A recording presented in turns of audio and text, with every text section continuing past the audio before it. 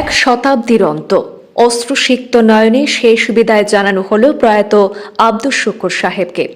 চেরাগীর সমাজসেবী তথা প্রবীণ নাগরিক প্রাক্তন জেলা পরিষদ সদস্য হাজী আবু বক্কর সিদ্দিকের পিতা আলহাজ আব্দুস শুকুর সাহেবের প্রয়াণে এক দীর্ঘ অধ্যায়ের পরিসমাপ্তি ঘটেছে। আজ হাজার হাজার গুণগ্রাহী ও আপনজনদের অশ্রুসিক্ত নয়নে শেষ বিদায় জানানো হয় প্রচণ্ড ধর্মপ্রাণ ব্যক্তিত্ব প্রয়াত আলহাজ আব্দুস শুকুর সাহেবকে।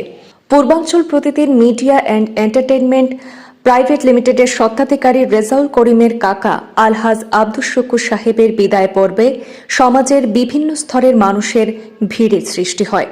জানা যায়, অংশগ্রহণ করেন দক্ষিণ করিমগঞ্জের প্রাক্তন বিধায়ক আজিজ আহমদ খান, পাথারকান্দি কলেজের অধ্যক্ষ মঞ্জুরুল হক, টিলাবাড়ি বান্দরকোনা জেলা পরিষদ সদস্যার প্রতিনিধি কবির আহমদ, বারুইগ্রাম জেলা পরিষদের প্রাক্তন সদস্য গোলাম কুদ্দুস চৌধুরী, শিক্ষাবিদ মুজিব স্বদেশী সহ বিভিন্ন শিক্ষা প্রতিষ্ঠানের প্রধানরা সহ শিক্ষার্থীরা।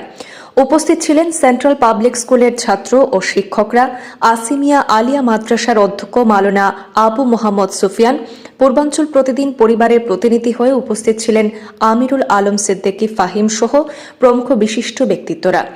হাজারো পরিচিত মহল এবং শুভাকাঙ্ক্ষীদের অংশগ্রহণে চেরাগী কৌমিয়া মাদ্রাসার মোহতামিম মাওলানা সৈয়দ জমিলুর রহমানের পরিচালনায় বারুইগ্রামের পশ্চিমাঞ্চলীয় ইছামতি জামে মসজিদের পাশের মাঠে জানাজার নামাজ শেষে পৈতৃক ভিটা এলাকার নবীপুরের কবরস্থানে সমাহিত করা হয়েছে প্রয়াত আব্দুস শুকুর সাহেবকে।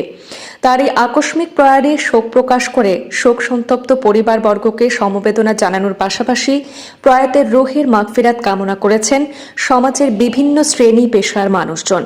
প্রয়াতের আকস্মিক প্রয়াণের খবরে শোক প্রকাশ করেছেন দক্ষিণ করিমগঞ্জের বিধায়ক সিদ্দিক আহমদ, বিজেপির সংখ্যালঘু নেতা ইকবাল হোসেন, কংগ্রেস নেতা আইনজীবী আব্দুস সবুর তাপাদার, আজিজুর রহমান তালুকদার, নববার্তা প্রসঙ্গের সম্পাদক হবিবুর রহমান চৌধুরী, বদরপুরে কংগ্রেস নেতা আহাদ তালুকদার সহ বিভিন্ন রাজনৈতিক ও অরাজনৈতিক ব্যক্তিত্বরা।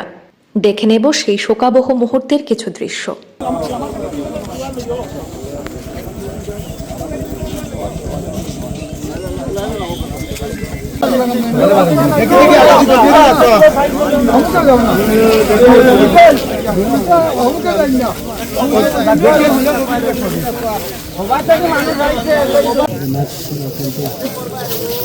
প্রতিনিধি আছে